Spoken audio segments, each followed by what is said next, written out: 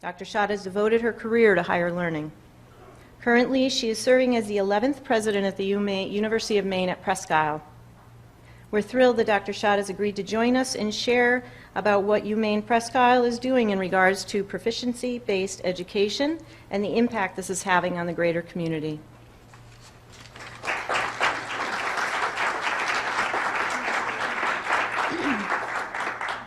Well, thank you so much for inviting me here to start off your conference on driving change. And I also looked at the national UPCEA and see that the theme for the year is Access, Innovation, Engagement, a Century of Reinventing Higher Education. And I like that as a framework for this because it looks to the past as well as to the future. I'm going to be talking about what we at the University of Maine at Presque Isle are calling personalized learning. This photo of these 4 children was taken at my inauguration a little over a year ago as a way of symbolizing our involvement with the greater community, and especially with the schools of our area. We invited children of all ages to don a cap and gown and march in my processional. And one of our photographers captured this great photo during that event. But I'd like to use it to frame what we're doing, because these 4 children all look so hopeful for their futures. And yet, if statistics bear out, we know that in Aroostook County, where my university is located, maybe one of these children will actually earn a baccalaureate degree. And in the state of Maine, about 1 will earn a baccalaureate degree. And that frames then why we're making the changes we're making at the University of Maine at Presque Isle. We all know that higher education is grounded in many traditions, and those traditions are near to our hearts, loom large in our memories and in our emotions.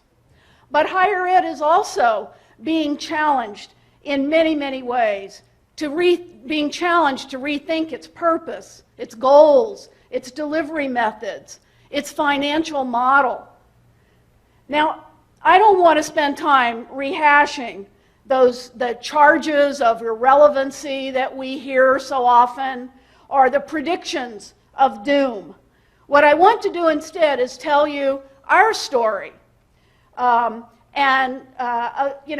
story, this small campus in northern Maine, how we're changing and why we're changing.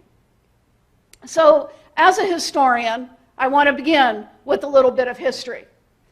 Our university was originally founded as Aroostook State Normal School in 1903. As many of you probably know, normal schools were very common starting in the late 19th and early 20th century. And they were generally established for 2 reasons. First of all, we needed more teachers. In 1900, to put this in context, only about 50% of school-age children actually went to school, only 3% graduated from high school, and only 2% went on to college. So the nation and the states felt that there was a great need for more teachers to expand the number of students who were being educated, hence the creation of normal schools. Now, I read a wonderful book on the history of the normal school. It's called The American State Normal School by Christine Ogren. I don't know, maybe some of you know it. If you don't, and you're from a normal school, you might want to take a look at it. But the point that she made that I had not connected before was that while normal schools were expanding the number of teachers, they were also expanding educational opportunity to a group of young people who wouldn't have likely had the chance to have higher ed. And those young people were often women and men who were not of great means. So this meant that many of the students in these normal schools had to combine their attendance at these schools with work. So these were essentially the first non-traditional students that we talk about so much and try to figure out how to do a better job of serving. So the first reason normal schools were founded was to educate more students. The second reason was to further economic development.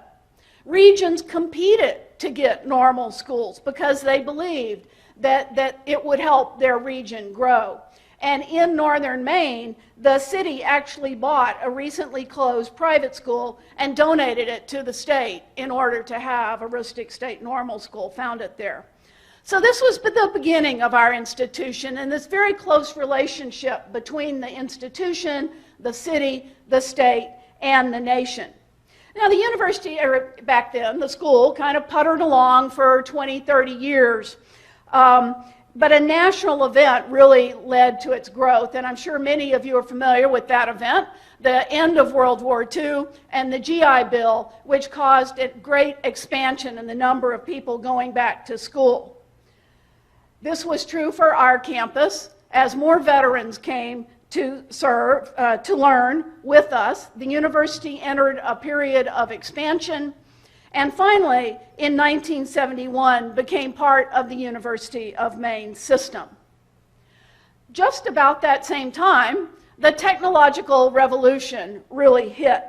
Now, I know I'm in a room full of people who know a lot about distance education and continuing education. And you know that it was done by mail, by radio, by TV, but then when the computer came along and the personal computer, it really took that whole all to a new level and made it much better and easier to access. The University of Maine at Presque Isle followed step with this and began its first fully online program in 2009. And then in 2012, in the midst of the MOOC craze, UMPI started a little open online class. We were actually written up in Inside Higher Ed for this, and basically we opened up our online classes to people to take them for free as long as they didn't want to then get credit in some way for them. So, to go back over my key points here, we were founded because of a strong need for teachers and for economic development for our region. Our university served from the very beginning people who might not otherwise have gone to college, women and men who needed to work and couldn't attend more distant or expensive schools. Our institution has always had personalized attention in small classes with lots of faculty mentoring. And our institution has changed with the times, embracing a university mission in the 1970s, venturing into online education in the early 2000s, and challenging the MOOC craze. I don't think it was much of a challenge, but. And as I said, it's also contributed undeniably to the economic development of the region. So I arrived on campus in 2012, and I began learning the history of the institution and also really digging into the things that they don't tell you when you're a candidate for the presidency. And what I found was that the institution was seriously struggling. You could ask people on campus, how many students do we have? And they'd say 1,400. Well, it really wasn't true. The enrollment had been steadily declining. Our first to second year retention rate was somewhere between 55 and 60%. Our 4-year graduation rate was in the teens, and our 6-year graduation rate was somewhere between 30 and 35%. We were an institution in trouble. Now, you could explain that, and people would, when you'd say, oh, why is our retention rate so bad? Well, you know, we serve a lot of first-generation students, et cetera. And we do. Over 70% of our population can be considered at risk. First generation economically disadvantaged, educationally disadvantaged. But that wasn't going to help us survive. So I think that we engaged in about a year-long conversation about what are we going to do? How are we going to save this university? And we had to admit to ourselves that we were only partially delivering on our promise to provide student access and success. And that to survive, we really were going to need to change. So, after a year of strategic planning and thinking together, we decided to convert our entire campus to proficiency or competency-based education. Every student in every program on campus and online. Now, why did we do that? So I'm going to switch to telling you the story of why we did this. And there are 4 general reasons. First of all, I think the more we talk to each other, we realize that we were struggling with student success because in many ways we were using an outmoded system of education that was based on a historically specific conception of intelligence, who had it and who didn't. And some of you may have seen this video, but I like it. It does a good job of making this point, so I'm going to show this brief excerpt from Ken Robinson's talk on changing education paradigms.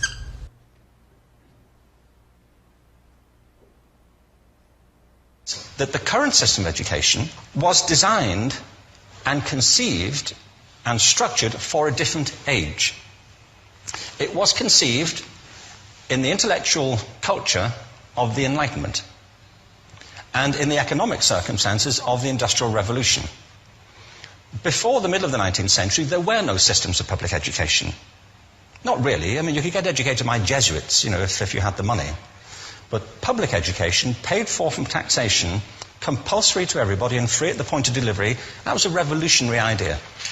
And many people objected to it. They said it's not possible for many street kids, working class children, to benefit from public education. They're incapable of learning to read and write, and why are we spending time on this?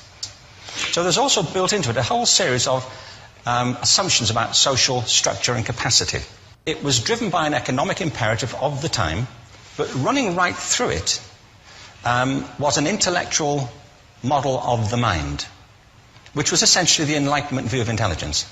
That real intelligence consists in the capacity for a certain type of deductive reasoning and a knowledge of the classics originally, what we come to think of as academic ability.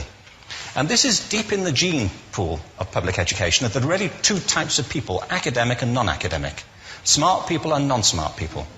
And the consequence of that is that many brilliant people think they're not, because they've been judged against this particular view of the mind. So we have twin pillars, economic and intellectual. And my view is that this model has caused chaos in many people's lives. It's been great for some. There have been people who have benefited wonderfully from it. But most people have not.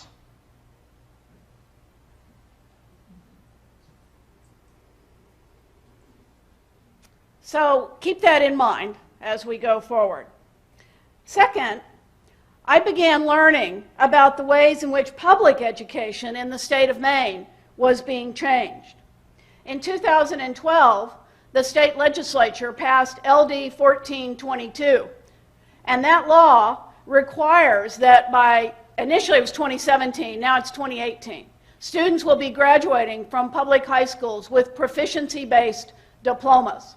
So you can imagine that all the public schools in Maine, I know there are some Mainers here, who are struggling and scrambling to figure out how to make this transition as quickly as possible. And the state is giving a few extensions, but the pressure is still on for them to get this done. Now, before we move on, I wanted to have you do a little exercise at your tables to give you a little bit of a sense of how things are looking differently in the high school classrooms and how they were looking differently in our classrooms. So on each of your tables, there's a stack of papers, and it says assignment on one side. So I'd like for you to start by looking at the front side, the side that says assignment. Just read through that, and then flip it over and look at the other side, and then have conversation at your tables about the differences that you observe there. And then when you're done with that, we'll give you 5-10 minutes. When you're done, we're going to pass the microphone around and ask you to tell us some of those differences that you observed. So go to it. Okay, now it's my job to make you quit talking. Thank you for participating in that. And Pam is going to bring the microphone around and give you a chance to say what you observed.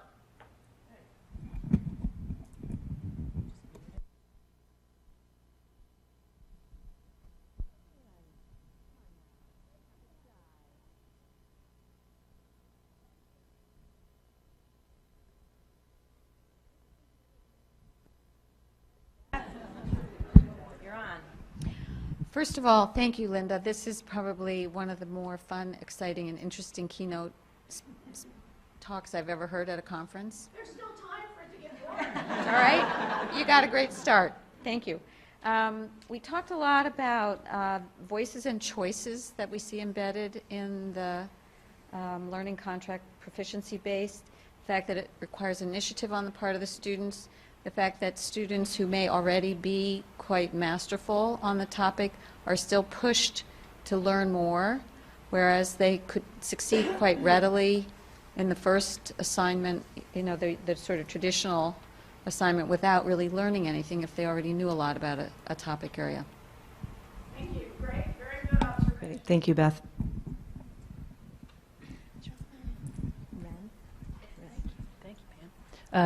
Yeah, hi. This table, we don't have a team name yet, so I feel like we're behind the ball already. The title itself, Learning Contract versus Assignment, is a good start to sort of highlight some of the two differences. But our team thought that the self-assessment piece was so very different in the learning contract than on the first side. And I don't know that we really pay a lot of attention to that, to allow the students, again, to get back to Beth's point, voice, to say, I already know some of this, and then the learning can be made more efficient for them. Thanks, Ren.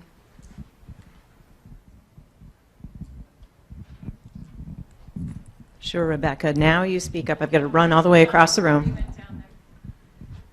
So this is building on what Ren, if that was Ren, hi, I'm across the river from you, and Beth said, and the first thing that struck me, and we were discussing this at the table, was the assignment, you have to prove that you're smart, and the learning contract, it says you are smart.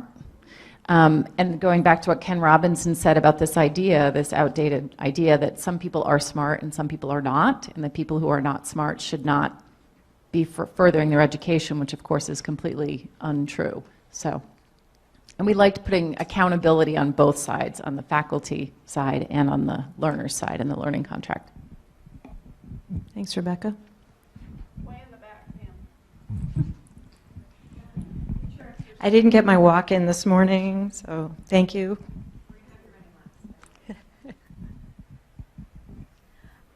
Our group noticed that in the learning contract, all different learning styles were represented, from oral, kinesthetic, what have you, where in the assignment, it's very traditional lecture style, we assumed, and then one way of presenting that you are smart. So we appreciated that. While it might be more challenging for a faculty member to grade all these various different kinds of knowledge, it was probably better for the learners so that they can demonstrate in the way that they learn best that they know the knowledge. Thank you. What was your name? Christy. Thank you.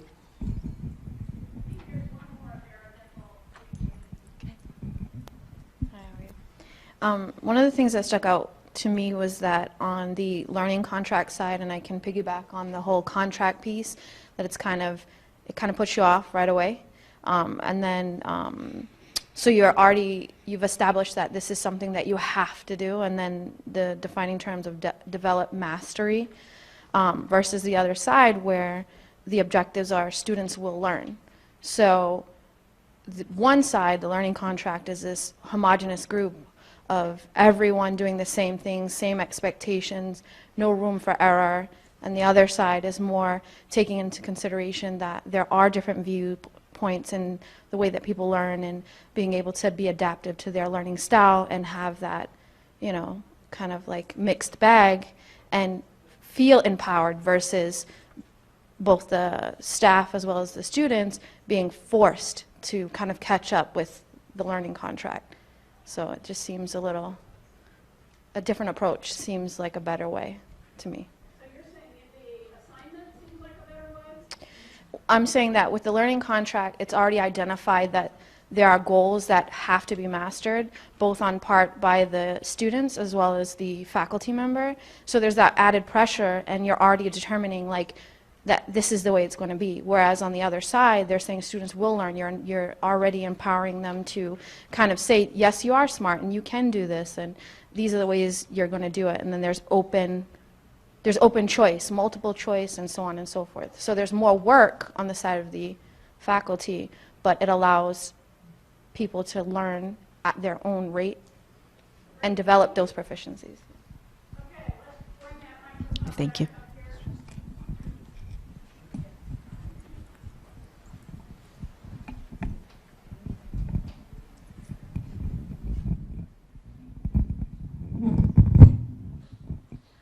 So clearly this is a very good group, and you guys pointed out some wonderful things that I was hoping you would observe. So I'm going to go now just through a few confirming some of the things that you mentioned. So some of the principles of proficiency-based learning is that there is a clear articulation of what you want students to know and be able to do at the end of a learning process. Sometimes the outcomes are called proficiencies, competencies, standards, Common Core standards, there are lots of different words applied to this. But the idea is that it's at a high level, and it's what really do you want students to know and be able to do? I know when I started teaching back in 1985, I never asked those questions. It was all about what am I as the instructor putting into this class? What readings am I assigning? What assignments? But I didn't think at all about what students needed to come out on the other end. So it's backward design, starting with where you want them to be and then working back from that. Somebody said the phrase voice and choice, and that is a mantra in Maine public schools. Students should have voice and choice, and you can hear little fourth graders saying, I felt like I had increased voice and choice in this. It's really cute. The idea that students should have a say in how they learn and how they best demonstrate their learning. Because we know that when people are given choice, engagement tends to go up. And how many of us at some point in our lives have to say, oh, the students just don't seem engaged, right? So a way to increase student engagement. Another mantra that you hear in Maine is learning is the constant, time is the variable. In the old system, time was the constant. So I'll use an elementary school example that I remember from my grade school. You got a set of spelling words on Monday, and on Friday you had a spelling test. The next Monday you got another set of spelling words, regardless of what you made on the previous Friday's test. Okay? So time was the constant, whether you got it or not, varied by student. All right? So in this situation, the standards are articulated, and the goal is for every student to get to those standards. That's why the belief that people have intelligence and can learn is so critical to this. If we acknowledge their different learning styles, as somebody in the back pointed out, and allow them different ways of demonstrating their learning. We use a lot of formative assessments, low stakes formative assessments, and then at the end of the semester, a summative assessment, which is really where are you at this point in time, okay? The formative assessments say you either have it or you don't, but it's not a pass-fail. It's a you've got it or you're not yet there. How else can we get you there? And this is actually a screen, I think, from Capella University, the system that they use. Our software will be up and running in January, and it will have a similar kind of dashboard for students where they will be able to see where they are in all the various competencies, and their faculty members and their advisors can also go in and see and then diagnose what else they still need to do. And we talk about different paces of learning. There's you'll see in a minute, some of the competency-based programs are completely self-paced. We are not. We believe that there's like a teacher pace, that's kind of the recommended pace, and then there's different paces for different learners. We are still part of the University of Maine system, we are still in a 15-week semester. So we do allow students to vary their paces throughout the semester, but by the end of the semester, they do still get a grade that shows where they are. And I can talk more about what happens if they don't get there later, and probably in questions and answers. And then finally, as I think you saw in the learning contract, part of the goal of this is not to force students to repeat stuff that they already know how to do. Let them focus their energies on learning new things instead of having to go back over things that they have already mastered. Now, this is what's happening in the public school systems in Maine. And it's also happening in public school systems in New Hampshire, Rhode Island, Connecticut. I don't think Massachusetts is quite as far along yet, but it's kind of sweeping through New England.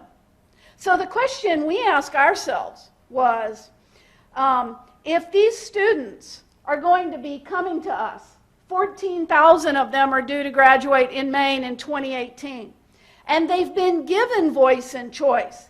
They're used to formative assessments. They're focused on achieving proficiencies instead of getting an average passing grade.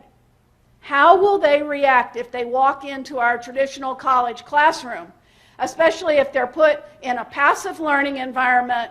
They're given a set syllabus with no voice and choice. I've joked with my faculty. I said, we've all been trained to create these very clear syllabi, right? This is your contract with your students. It needs to lay out everything very clearly, and that's what's been defined as good teaching. But I've joked with my faculty, in a few years, they're going to hand out their very well-designed syllabus, and the students are going to look at it and go, what? Where's my voice and choice here? And so we made the decision that we wanted to be the college of choice for students coming out of this kind of environment. All right, so the first reason we did this was this change in understanding of the pedagogical approaches we need to use. Second was the changes in Maine public education. The third reason we're transitioning is that we know that there's a move to competency-based education in higher ed. And I'm sure you've all heard about it. Charlie and I were both at the NEBI conference last week on competency-based education. Maybe some of the rest of you were there. So we tuned in to what was happening with competency-based education in higher ed. Now, I have Thomas Edison College up here because this movement, in some ways, is an old movement that started in the 1970s. And Thomas Edison and others were focused on helping adults come back and have meaningful college education and to also credential their prior learning. So there is an old tradition of this going back to the 70s. It took on, it's changed now. In 1993, Capella University started with programs for working adults, all online. And for the last 10 years, they've been integrating competency-based learning throughout those programs. They now have programs in business, technology, psychology, healthcare, nursing, and public safety. And then in 1998, Western Governors University began its programs that made learning independent of time and place and enabled folks to achieve competency-based degrees. They are enormous. There are now close to 50,000 students learning in this way through Western Governors in 19 different states. They're designed for self-directed adults, and they're a non-traditional faculty model. We are not. We still have traditional faculty. But at Western Governors and some of the other fully competency-based programs, they've disaggregated the faculty role. And this is what I know is very, very controversial to a lot of faculty members, and you can understand why. Western Governors has student mentors. These are assigned to a student and stay with them throughout their whole education, regardless of the subject matter.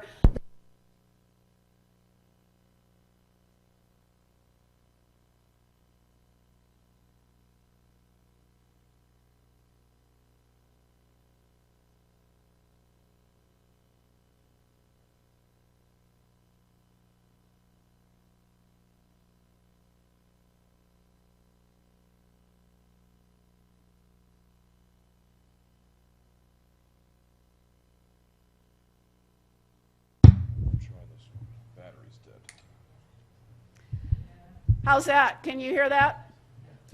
Do I need to repeat something, or could you hear? Okay.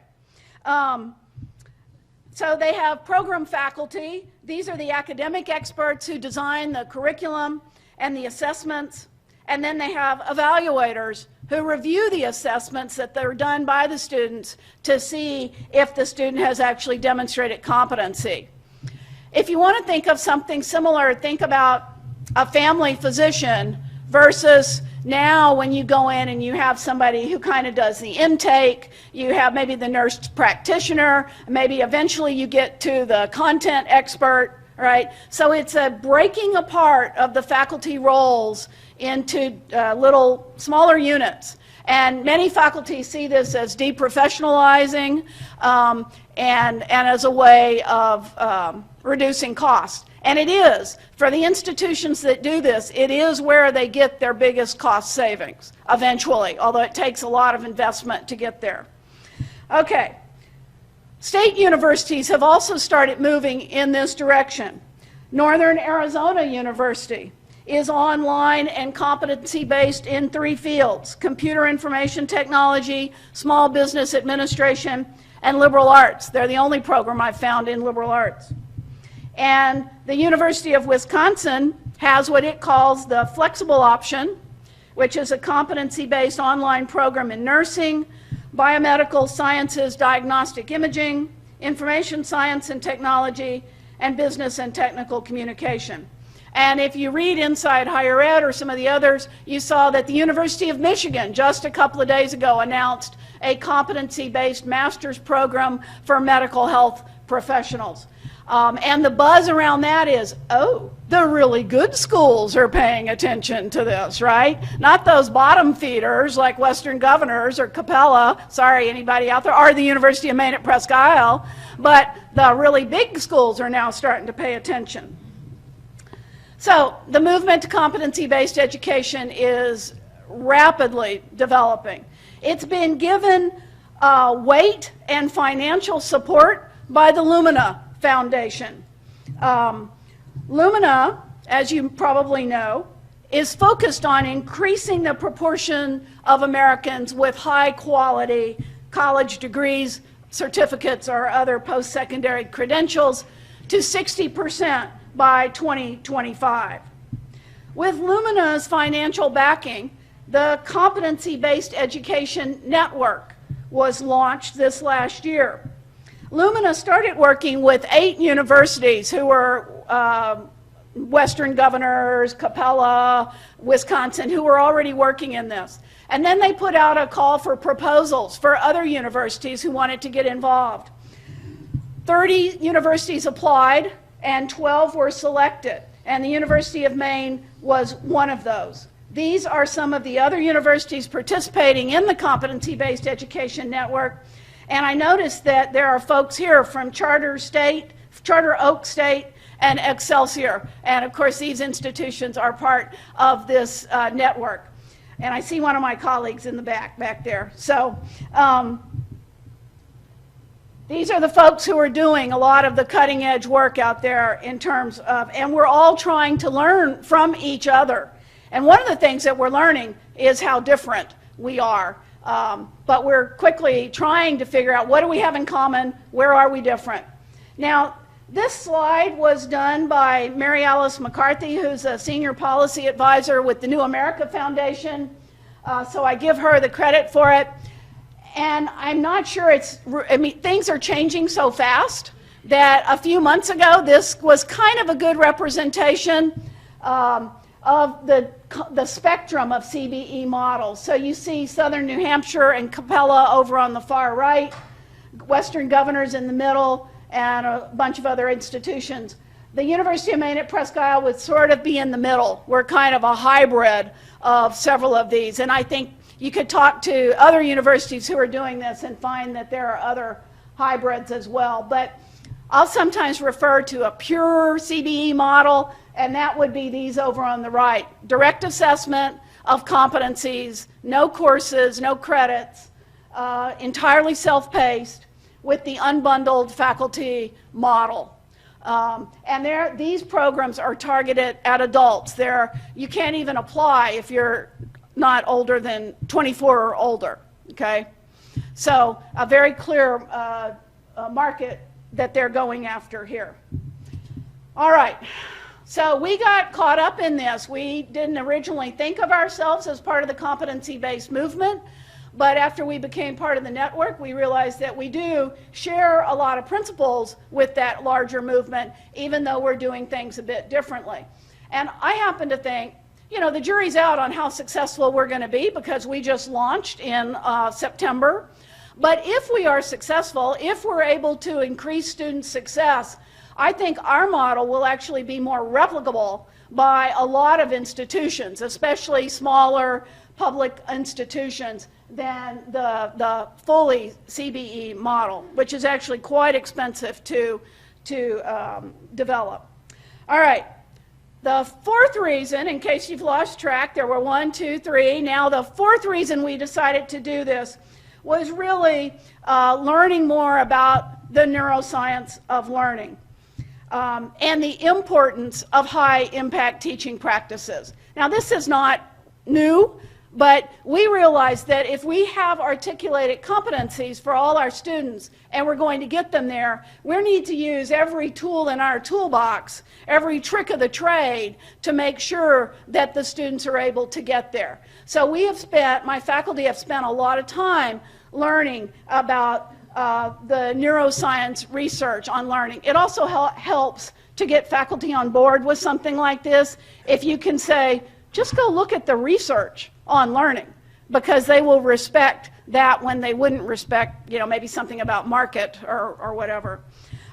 So we are clearly moving away from the SAGE on the stage. We don't have any classes larger than 30, which is a bad problem as well as a good problem. I mean, you know, we hope to rebuild some of those, but we'll never go large because it would fly in the face of our mission.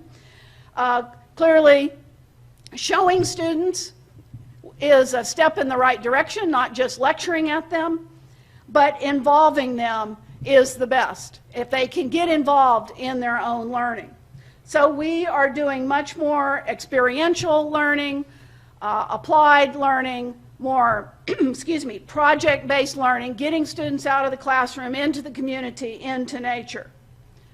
We also know that giving students an opportunity to publicly demonstrate their learning is critical. They will take it more seriously if they have a public audience than if it's just the instructor grading the paper. So public demonstrations of learning.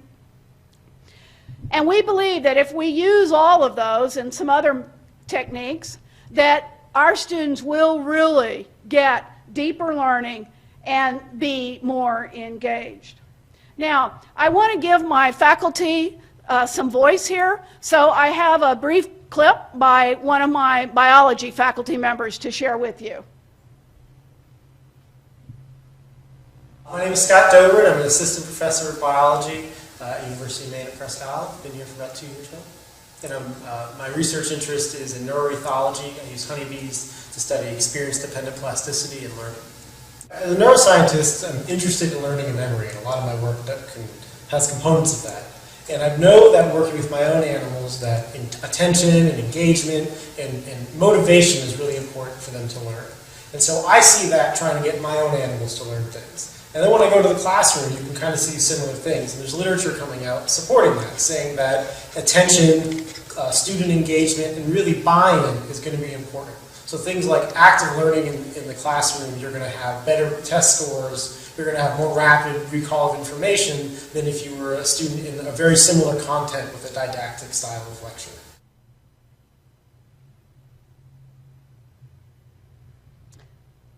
So how have we done all this, and what does our new model exactly look like? As I said at the beginning, it's proficiency-based education for all students in all programs, started this fall, and it's being phased in over the next 4 years. That's my commitment, is students who started this fall will experience this throughout their time at the university. We began this fall with our general education curriculum. Now, My faculty had, before we ever started talking about all of this, begun rethinking the general education curriculum, and that gave us a leg up. They had the chair of arts and sciences at the time, now my provost, had gone to an AACNU workshop on the LEAP initiative and the use of the value rubrics that AACNU has, and he had begun guiding the faculty in the design of our curriculum in terms of outcomes and the use of those kinds of rubrics. So that made it easier. We started with faculty development last January, and my faculty did amazing work in that they were able to develop rubrics for all of the general education curriculum. There are 24 proficiencies that students must demonstrate, and there are rubrics for all of those. And it really caused some amazing conversations among the faculty. The science faculty, for example, didn't realize, because they hadn't really talked to each other, that some of them were repeating the same thing in multiple classes, and that there was something that wasn't getting done in any class, and then the students hit it when they were juniors and they were failing. So it had that effect of just having good conversation among the faculty about the scaffolding of the curriculum. But it's also required them to think about their standards, and they feel much more comfortable now with saying, yes, we're consistent from professor to professor because we have these rubrics that guide our grading. Now, they have choice in how they get their students to those outcomes, but they do not have choice except when in the development process of what those outcomes are. But now that we have them, they need to work on getting the students there. This year, we're working to transform the curriculum in all of our major programs, and we hope to have that done by the end of the year. We are also transforming our teacher preparation program. Remember, we started as a normal school, and teacher preparation has always been a big program for us. The state of Maine desperately needs teachers who know how to teach in a proficiency-based environment. And the school districts are spending a ton of money, and consultants are springing up everywhere to come in and teach people how to do proficiency-based education. So we're taking it on as our mission to prepare our students to be ready to move into those proficiency-based environments. And my faculty in that area have already started. And I just want to show you, this was one of our graduates this last May, and you can see what she had to say. I have to work a lot harder to achieve my grades and show that I've mastered the standards. And that's kind of consistent that we're hearing from students. I used to be able to say, oh, just blow off that test. It's only 15%. It'll all average out. I'll still get a B. They can't do that anymore because they have to demonstrate proficiency. Okay, how are we doing the general education? We have integrated, interdisciplinary, team-taught learning communities for all freshmen, all first-year students who started this fall. And these are some of the learning communities that we're offering. They were designed by faculty, and they've had a great deal of fun designing them. This is just a little bit I'm getting a little bit into the weeds for those of you who are interested in that kind of thing. This is kind of our pyramid of learning outcomes. At the very base are essential learning outcomes. And I'll talk about these more in a minute, but these essentially are things that all students will have to know and be able to do by the time they graduate. And they float above any particular curriculum. So whether you're a history major or a business major or an art major, you're going to have to be able to demonstrate these essential learning outcomes. And we assess them because we know that students, you want to move students through levels of proficiency. We assess them at the end of 30 credit hours, 60 credit hours, and 120 credit hours. We also then have the general education learning outcomes, the program learning outcomes, which they're working on this year, and each course, of course, will have its own learning outcomes. So a tremendous amount of work goes into this. As you, if you've ever taught, you know the development of this, the development of the rubrics. So I can't say enough about my faculty and how wonderful they've been doing this work. But I want to again let you hear from one of them. This is Heather, and she's an assistant professor of art.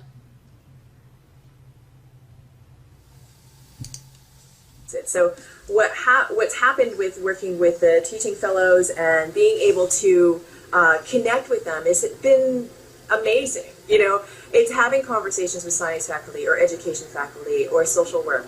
And we've been able to kind of make these sort of cross references that we're already doing in our classes, but now we're able to format it in a way that's really contextualizing it for our students. So those stuff. But I'm able to work with that social work faculty or that science faculty, and we're able to look at these and chip away at these real kind of universal themes, and we're able to look at them in a way that's really pretty exciting. So being able to say, I'm going to be working with the science faculty on feminism, but feminism and how it's impacted both the arts and science, and how it's moved the feminist movement forward. That I find is really pretty invigorating and extraordinarily exciting. So these are conversations I maybe might not have had with my other faculty members, but I'm having the opportunity now to be able to do so. And I think that's what education is about.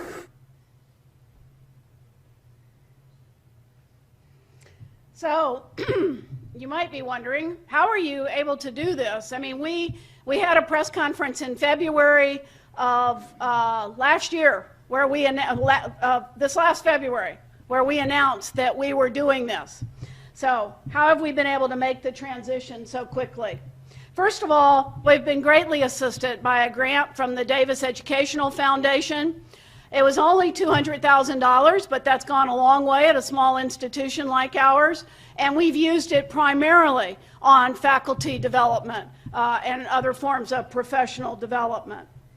We also are being assisted by the Great Schools Partnership. This is a nonprofit entity in Portland, Maine, that really has worked largely with public education. They have individuals who go out and coach schools on their transition to proficiency-based education. We hired one of their school coaches to come and work with us so that we could better understand what's happening in the public schools, and he's been great at helping my faculty make the change. We also are transitioning our library. This building is on the center of our campus. It's a nice big building, and guess what? Very few students ever went there. We did an analysis of the holdings, and we found that we had 20,000 volumes that hadn't been checked out since 1980. And I suspect if you look at your own libraries, you might find something similar. Students just don't go do that much anymore. So we said, what can we do with this great space? Well, it's now become the Center for Innovative Learning, and it houses our learning commons, as well as it will house a little cafe, which the students are very excited about. I'm sure many of you already have those in your libraries or these kinds of spaces, but we didn't. The reason this is going to be so different for us is we've taken a lot of furniture and bookshelves out. We've created collaborative spaces. I was saying I'd like to put in some nap pods because the research shows that that really increases student learning and productivity, as well as those of staff. The learning communities can meet there.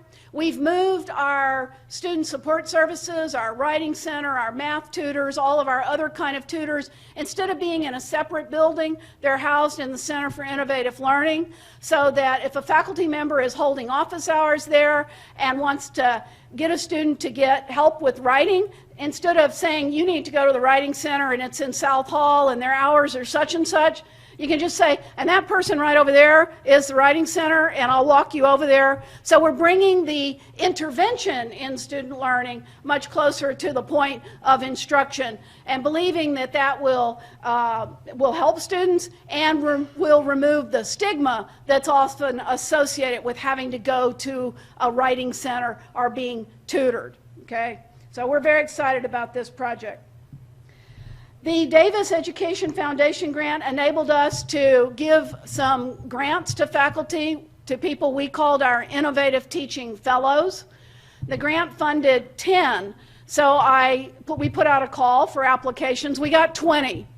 And I looked at my VPs and I said, that's the problem we need, and we just funded all 20 of them because we knew it was critical to get this kind of professional development to folks.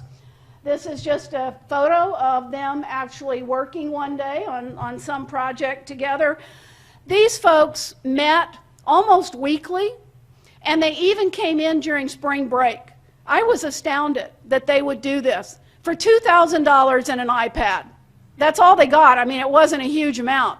But I think once they got involved in it, they were having a lot of fun, as you heard Heather say, and making connections that it really kind of developed its own momentum. So I always get asked, well, what do your faculty think about this? It's one thing for you as the president to be out there saying, oh yeah, this is wonderful, everybody's really happy. So I can't always bring my faculty with me, but you've heard from a couple of them already, and I want to let you hear a little bit more. So my name is Chris Rollon. I've been teaching in physical therapist assistant programs for many years now, and I've been here for the last 3 years. Because I've been teaching from a clinical perspective, you know, we teach a lot of important skills to our students. And in a sense, we've been doing competency-based education for quite some time. But since becoming an Innovative Teaching Fellow this past year, and I was able to take a closer look at what proficiency-based education really is, I realized we really weren't doing it comprehensively or adequately. Why are we expecting them to demonstrate proficiency in some areas but not others? Isn't everything we teach important? And we realize the answer to that is yes. You know, if I have a student who misses a large section of a certain course, an exercise for instance, and they miss maybe the shoulder exercises, and maybe it's a very legitimate reason they've missed the shoulder exercises, it doesn't matter because they still are not proficient in treating that shoulder. I would never want someone to go out in the clinic and treat someone who could treat the back or the knee or the hip real well, but just say, sorry, I'm just not proficient in the shoulder because my average grade was fine. So we realized it just makes so much sense to apply proficiency-based education. We're excited to do it. We're already seeing the differences. Students are excited. We see the results right away, and I'm actually amazed we haven't been doing it all along.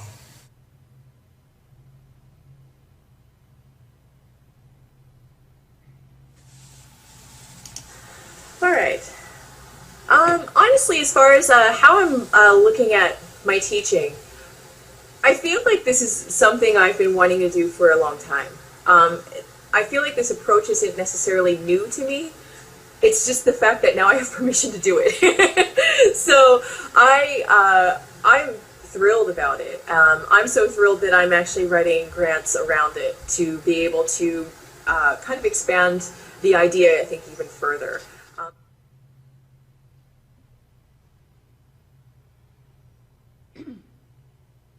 We also realized that we needed, if we were really going to put students at the center of what we were doing, we needed to do that. So we've carved out some institutional money for scholarships for students we're calling innovative learners.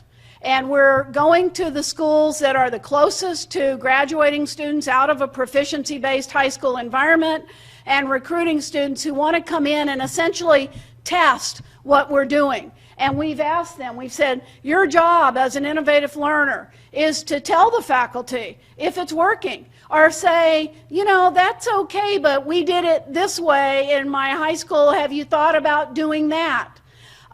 So we believe that these innovative learners will be critical for us to make sure that we're not just designing something that we academics think is good, but that it has the input and the voice of the students at the center. So one more clip here from Scott. Having an innovative learner in the classroom would be something I'd be excited about. These are students that have actually been in the environment before and know what this should look like. They've excelled and succeeded in the environment because they're here. We know that they know what they're doing. And I've never done this before, and we're taking our best stab at it. And so having a student come back and give me feedback that says, this has been successful and this might work a little bit better in another way, can only improve things. So we're going to continue our traditional scholarships, you know, like many of you have, our Noel Levitt's Design Merit-Based Scholarships that will, you know, leverage our financial aid. But we're also taking an even larger share this coming year and going to our target high schools. We have close to 20 high schools that we've developed partnerships with throughout Maine and New Hampshire. And we will be telling them that we want the counselors to tell us which students are best fit for our program. And we're not looking for the valedictorians and salutatorians.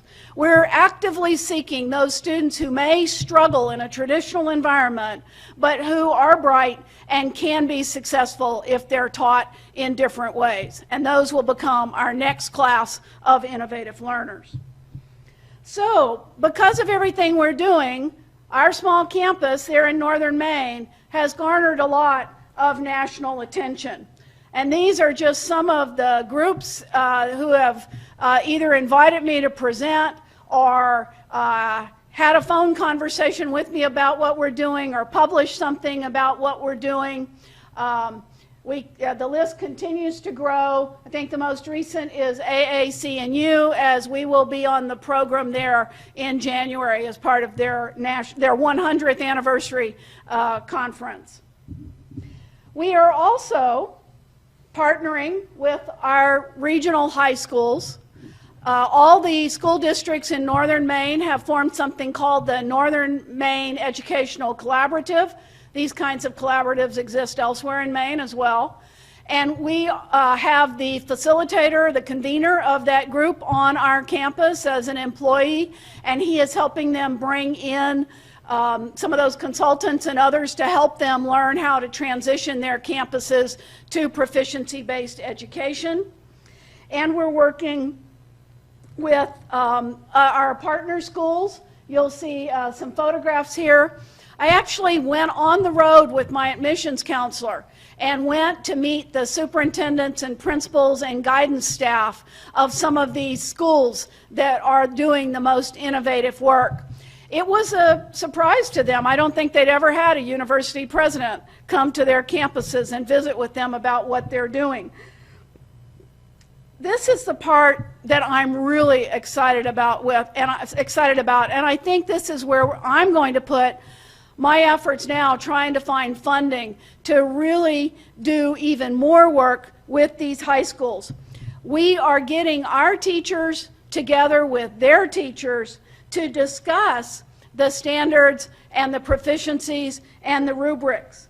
The goal would be to create a clearer scaffold from high school into college. So to make real that K through 16 promise that we've all had, by really going down to the granular level of looking at, okay, what's the rubric for senior English?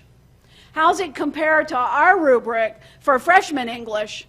And how can we make the transition there smoother, make the gap narrower? I think this is also really interesting when you look at some of the goals like critical thinking. Could we develop a rubric that is accessible enough that even an employer could look at the rubric and go, that's the level of critical thinking of a high school senior. This is where they are by the end of their freshman year. This is the end of where they are by the time they graduate. I don't really need somebody with the BA. I need somebody with a 2-year degree. Or I definitely need somebody with the BA. I may even need something beyond that. But to really help folks understand what we mean when we say we're teaching critical thinking, or good communication skills, and how that varies from high school to freshman, sophomore, junior, senior years of college. So I'm very excited about the work that we'll do, reaching back to the high schools and forward to the employers to try to establish a very clear continuum of learning and proficiencies. Now, I promised you that I'd say a little bit about those essential learning outcomes, the ones that float above the curriculum for all students. They're not going to be surprising to you. Here's what they are in general. There's a lot more detail under these, of course, but problem solving is one. Being able to take personal responsibility for your learning and your actions. Civic engagement. We don't want our students to just get jobs. We want them to be great citizens. Excellent communication skills, of course. That's probably the highest demanded skill. Creative and aesthetic engagement is important because we believe that that then opens people's minds and enables them to be more innovative. And finally, the ability to decipher and critique the masses of information that are already coming at students and will only become more numerous as technology continues to develop. These essential learning outcomes were developed by my faculty and staff based upon the work of Tony Wagner. I then took them out to employers in our region and said, is this what you really want in your employees? And they gave us feedback on that, and in general, yes, but they also want some other things that are really more basic, like the ability to work with others, the ability to show up on time and dress appropriately. So we may tweak these to put in something about professional demeanors and behavior. Because of these, we are working with the employers of our region. We have a person now who's our Director of Career Preparation and Employer Relations. And we have formed memorandums of understanding with several, and it's an increasing number, a constantly growing number of employers in our region. These employers agree to provide work experience and internships for our students. In return, we have expanded our commitment to employers. We are now developing something called Employer U. It will be professional development for the employers of our region. That hasn't been available there in a coordinated way, so that we will, bring speakers in, do some of the instruction ourselves. But the idea is that having the university do this will be less expensive for any one employer than if they have to do the leadership training or the human resources management or whatever on their own. So a commitment to the professional and ongoing development of the employees in our region. I know this group works a lot with adult learners, and so I also wanted to mention that we believe that our new system will be very welcoming to adult learners and that they will feel comfortable in it. I've been for the last year or so on the University of Maine System Committee on Adult Degree Completion, and we're doing a lot of things around getting adults back to, as many other states are. But one of the things that I've learned, and I'm sure many of you know, adults want relevant education. They want applied. They want something real. And they don't want to have to relearn things that they already know. So about 30% of our student body are adult learners, and we think that they will fit well into this system, whether they're taking courses online or in person. So, personalized learning is really changing everything. I haven't even gotten into talking about transcripts, diplomas, scholarships, lots of things that we're having to rethink. And fortunately, we have some time. It's a 4-year plan. We have some time to work out all of those details. But it really is changing just about everything we do on campus. I have my moments when I wonder if it's the right thing to do. We're pretty far out on the front edge here, and sometimes in the dark of night I think, am I leading my institution in the right direction? But what always gives me solace and helps me go back to sleep is, I don't think there's anything I've described here that's going to make us a worse institution, right? We're paying much more attention to how students learn, how we can support their learning. Our faculty are excited and engaged, and they're talking to each other. We got to get better. So lots of things are changing, but there's a lot that is staying the same. We began as a normal school, and we are still fully committed to excellent teaching and teacher preparation. We're just transitioning it to a proficiency-based system. We started serving students who might not otherwise have been served, the economically and educationally disadvantaged, and those who couldn't travel to get their education. We're continuing to serve those groups, and we believe that we're going to be serving them better. We're still providing economic development and workforce development, but we're using higher technology and a competency-based approach to that, as well as to our undergraduate program. So if we do all of this well, we believe that many more of these cute little kids are going to be able to graduate.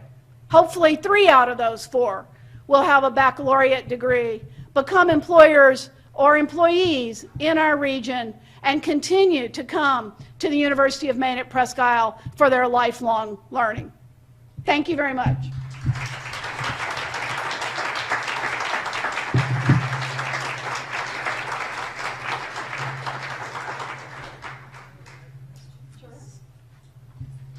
Thank you so much, Linda. Does anybody have any specific questions, comments?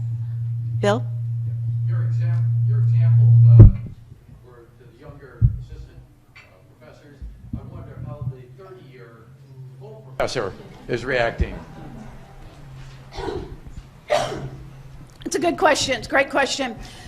We are doing surveys and stuff as we go, and we did one recently. Actually, it was for our grant. We needed to report on some activities, so we did a survey of our faculty.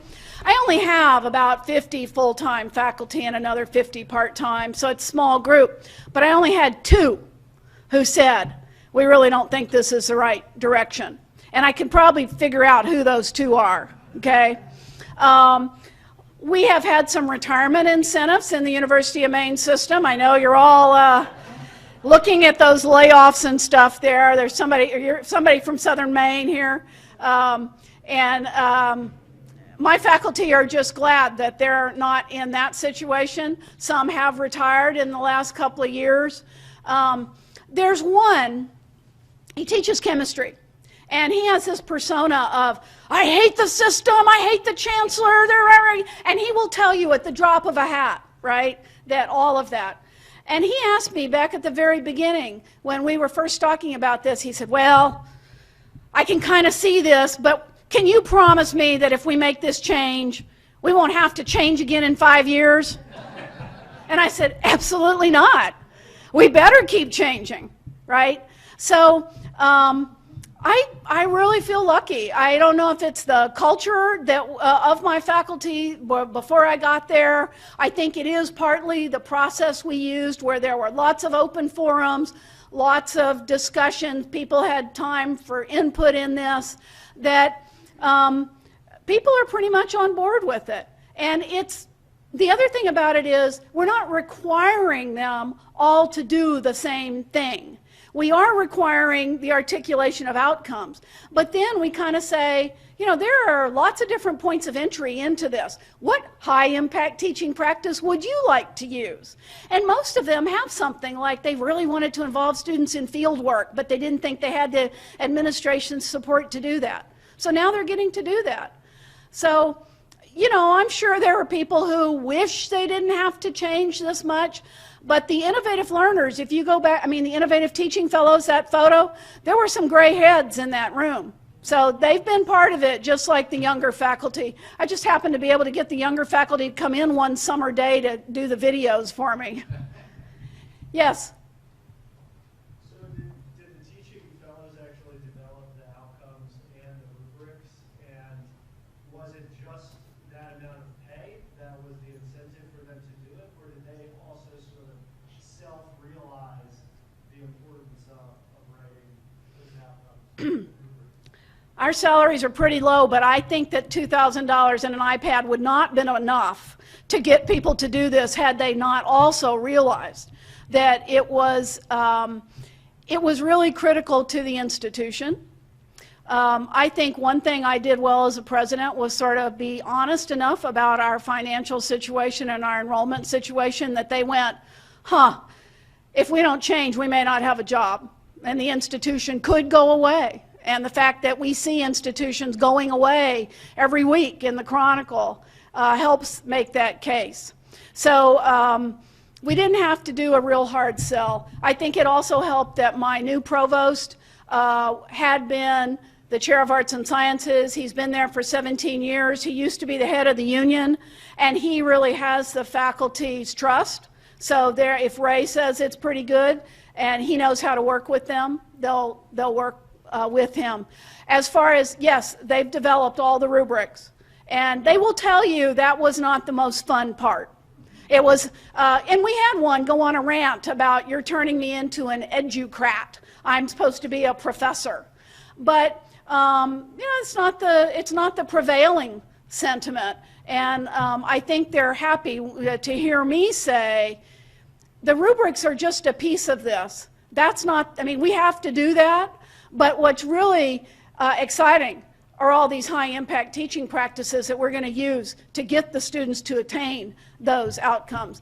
The other thing I think that has made this successful for faculty is it puts faculty at the core of the transition. We're not off on a new strategic direction that has to do with building a wind turbine, which you saw on the screen, and we did do under a former president. Didn't involve anybody on campus, right? This, all the faculty have to take a role, and they're critical to the new strategic direction. It's not just adding one program or rolling this out in one program. So only that group of faculty gets to play. Everybody gets to play. And one more thing, I forgot to mention this when I talked about those essential learning outcomes, the communication, problem solving. Even our staff are now involved in those. And we had a 2-day workshop back in August, and a portion of it was devoted to how every single person on campus can help students achieve those essential learning outcomes. And the provost used an example of our carpenter and how he would be able to help a student in some, I didn't see it, so I don't know it, but the faculty would still be the final evaluators of whether students had developed the essential learning outcomes, but staff members could work with them in a student organization, in a work-study position, things like that in developing those skills. So we've really embraced the idea that learning occurs outside the classroom, not just inside the classroom, and are making the case then, in this environment anyway, for the strength of a campus-based experience. Did that answer? It's a long answer. Yes. In terms of, on your comment about the learning is constant and timing is variable, how do you work with students who are really struggling to master the competencies in not in a very reasonable time? And at what point do you say, wait a minute, maybe you should think about switching majors or doing something else? And that sort of related to that, dealing with financial aid and satisfactory academic progress. So my faculty are working on this right now. I haven't seen, I'm not dictating an answer. What I believe they're going to do is come up with an agreement about we're on a 4-point proficiency scale, which looks a lot like a 4-point, traditional scale. And students have to get to 3 at least. I think they're going to come back and come down and say if a student hasn't gotten to about a 2.5 or a 2.75 on that proficiency scale by the end of the semester, it will be up to the instructor to decide whether an incomplete would be warranted, just like they've always had that right to decide whether an incomplete is warranted. I've told them if you do go that way, you have to be very clear about, and they can be now with the rubrics and with the new software that we'll have that will show exactly what competencies the students have achieved. They have to be very clear on what is left to do, and can the student come back the following semester and pick up those last 2 remaining competencies. So that's one answer, okay? We just use the traditional incomplete system to accommodate that. The second part of the answer is, because the rubrics are really pretty detailed, you can much more easily diagnose where student issues are. Instead of just having a test after 6 weeks and they fail and you don't know exactly what part they really got, you can diagnose it and you can send them for that extra help, or you can design the intervention that's needed to get them to that point. And there was a third one. Because we're still mapping the proficiencies back to traditional courses, all right? When a student comes in, they don't see English 101 and Bio 101 and History 101. They see a learning community that has a set of proficiencies with it. But in the background, the registrar is still mapping all, okay, they attain these 10 communication competencies, that maps to English 101. So that transcript would reflect that, and they can go on and transfer to another institution, which we had to develop that. It was very clear that was a concern for parents and students, so we are doing that.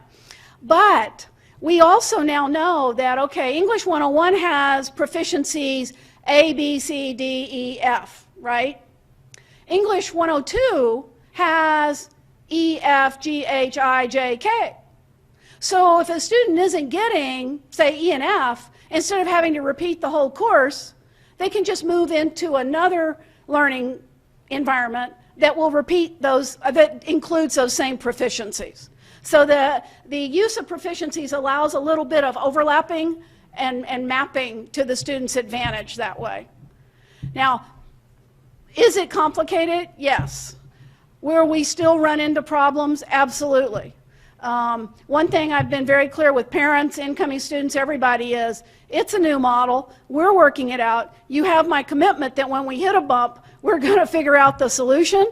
But yes, there will be bumps and we'll have to figure it out. But we think as long as we are mapping everything back to the courses and credits, we're okay with financial aid and satisfactory academic progress.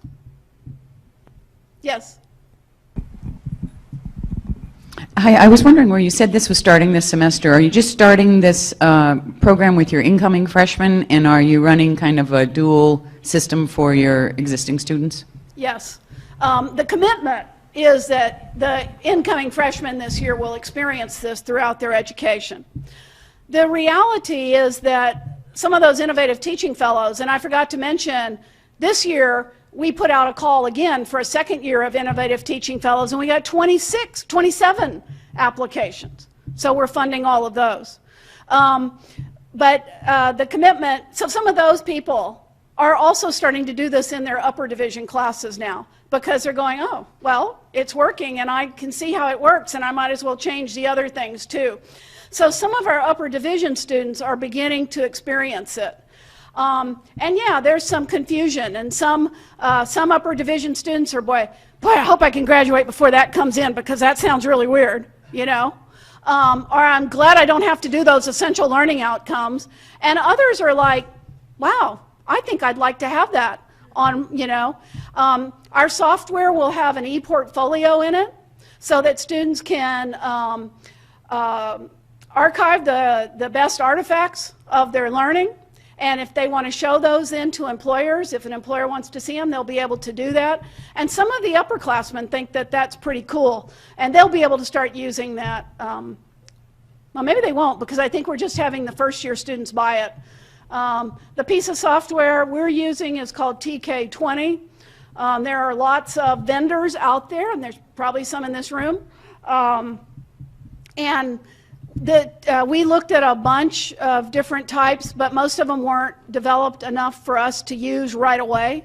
TK20 is something that's been used in education programs to help with NCATE and other accreditation programs, and they want to get into this market. So they have, I think they're really giving us a great deal on it. I won't tell you how much, but I would say it was extremely affordable. When they told me the price, I said, we'll just take 2.